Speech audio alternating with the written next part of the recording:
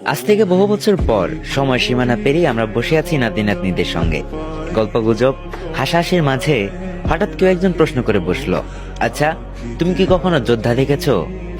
তখন হয়তো মুচকি হেসে চোখে টলমলো জল নিয়ে উত্তর দেব, হ্যাঁ, সময় স্রোতে ভেসে যাওয়া এক যোদ্ধাকে দেখেছিলাম, যার নাম নেইমার।